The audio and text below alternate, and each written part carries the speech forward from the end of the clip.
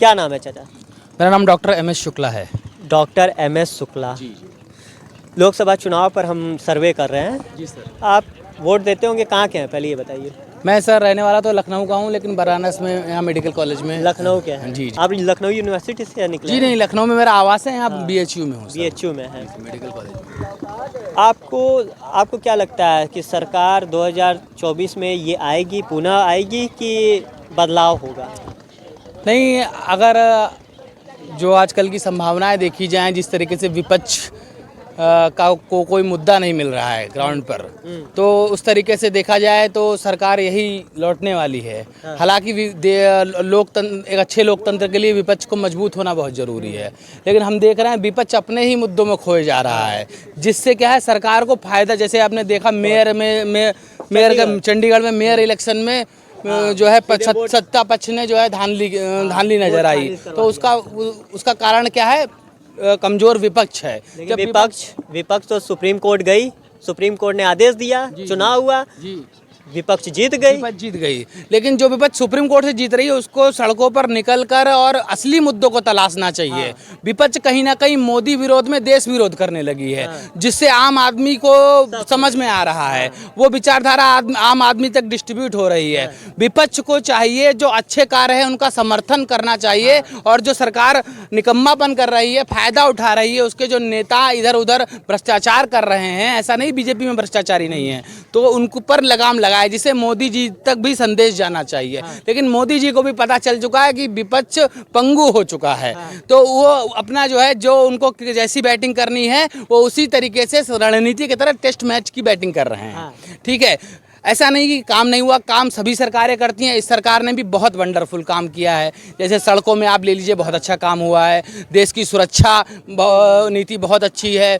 भारत जो है 5वें नंबर की अर्थव्यवस्था बन गया है। युवाओं में हम लोग बहस कर रहे हैं, बात कर रहे हैं, पहले तो कोई बात ही नहीं करता था सरकार कैसी चल रही है कि नहीं चल रही है। तो इन सब चीज़ों में तो सुधार हुआ है, लेकिन इसका मतलब ये नहीं कि हम अंधे होकर बीजेपी को वोट करें। हमें एनालाइज करना चाहिए कि कहाँ पर बीजेपी गलती कर रही है, और विपक्ष को चाहिए उन मुद्दों को उठाए जो जनता से जुड़े हुए हैं, ना कि जो विपक्ष से जुड़े हुए हैं। जैसे महंगाई हो गई, जैसे कि आप देख लीजिए घाटों पर गंदगी, अब अभी कैमरा लगा 18,000 करोड़ रुपए खर्च किए गए, लेकिन साफ सफाई नहीं है। मंदिरों में जाएंगे, भीड़ है, भक्त जो है एक दूसरे में दबे कुचले जा रहे हैं। सरकार की कोई प्रशासनिक व्यवस्था नहीं है। जो भक्त दूर से चले आ रहा है उसे ना अच्छे दर्शन मिल पाते हैं, ना अच्छा वहाँ पर ये मिलता है। ऊपर से लोकल जो वो लोग बॉडी होती है वो उससे पैसा लूट लेती है।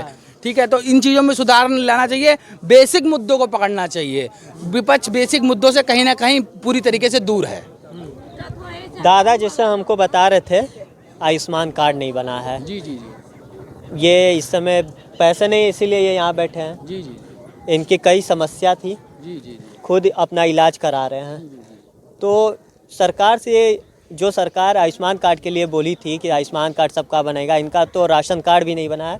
तो उस पर आप लोग कुछ, मतलब जिसका आयुष्मान कार्ड मैं खुद उस फील्ड से रिलेटेड हूँ, मेडिकल फील्ड से। जहाँ तक बात है आयुष्मान कार्ड की, सरकार की इसमें कहीं ना कहीं गलती नहीं है। सरकार ने तो एक आयुष्मान कार्ड की योजना चालू की और उसका पालन भी हो रहा है। इसमें गलती है लोकल ग्राम प्रधानों की, और लोकल पॉलिटिकल बॉडी की गलती है। वो जो जिसको बेसिक नीड है वो धारा से अलग है, और जिसको ज़रूरत नहीं है, जिसके पास ऑलरेडी पैसा है, रुपया है, उसका कार्ड बन रहा है। तो इसमें डिवीज़न करने की बहुत आवश्यकता है कि इसका जो है ज़रूरतमंद कौन है। जैसे सिलेंडर वाला भी हो गया, घर वाला भी हो गया। मैंने बहुत से घर देखे, लखनऊ में भी बने हैं। तो ऐसे लोगों को घर मिल गए जिनके पास पहले से अच्छे घर थे, और आज मुसहर जाति को ले लीजिए या बहुत सी आदिवासी जाति को ले लीजिए, सड़कों पर घूमते मिलेंगे आपको, उनके पास कोई रहने की व्यवस्था है नहीं।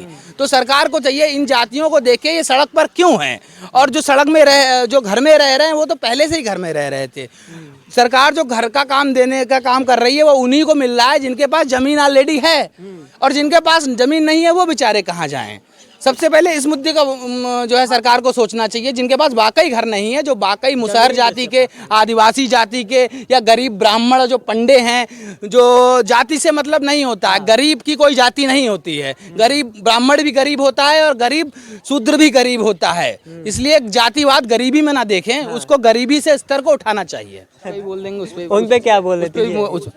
उस पे भी बोल देंगे। इधर आइए, आइए आप आइए, ये जो सवाल पूछ रहे हैं आराम से जो है करना चाहिए।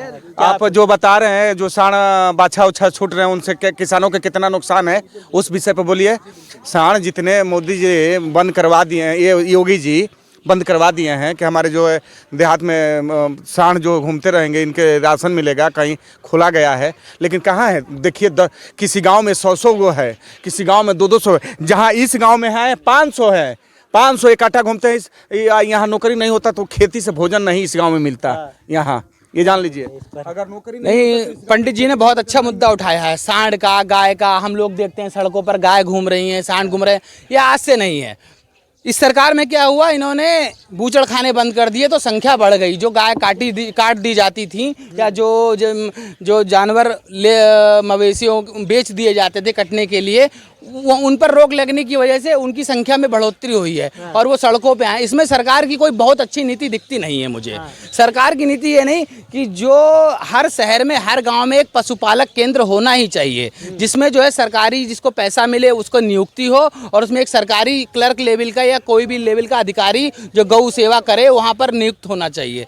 और सबसे बड़ी बात कि लोगों को जागरूक बनना पड़ेगा, लोगों को जागरूक बनना पड़ेगा। कोई भी सरकार अगर बदलाव करेगी, जब तक लोग जागरूक नहीं होंगे सरकार का बदलाव धरती पर दिखाई नहीं देगा।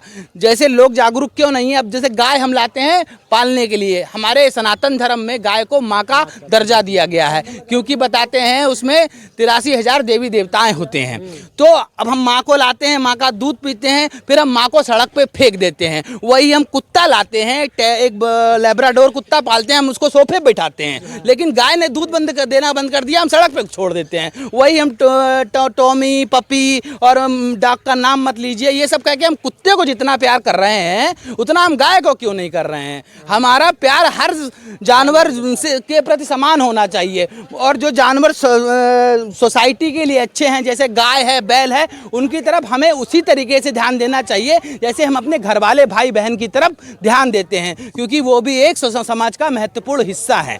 तो इन सब चीज़ों में व्यक्ति को जागरूक बहुत होना पड़ेगा। अगर गाय सड़क पे घूम रही है, कोई व्यक्ति उसको मार रहा है, तो दूसरा व्यक्ति अगर उसको नहीं बचा रहा है तो वो गलत कर रहा है। जाके उसको बचाना चाहिए और उसको संरक्षण देना चाहिए। और ये किसी सरकार की जिम्मेदारी नहीं है, ये हम हर व्यक्ति की जिम्मेदारी है कि हम अपने कल्चर को बचाएं और प्रकृति को बचाएं। और ये गाय भी हमारे प्रकृति से जुड़ी हुई है और हमारे कल्चर से जुड़ी हुई है। यहाँ तो 500 है, यहाँ कैसे बचाएंगे? यहाँ तो लोग कैसे खाएंगे? खेत जाके देखिए तो वो कहाँ अपने घर बांधेंगे? अपने घर तो बांधेंगे नहीं। आप तो ऐसे बोल रहे हैं कि बचाना चाहिए, क्या देखिए, अगर व्यक्ति जिम्मेदार हो जाएंगे तो सारे, ऐसा नहीं सबके पास घर नहीं है, बहुत से ऐसे व्यक्ति हैं जिनकी लाखों बीघों में जमीन सूख रही है, उनको जिम्मेदार होना चाहिए। मेरा मामला किसी एक व्यक्ति से नहीं है।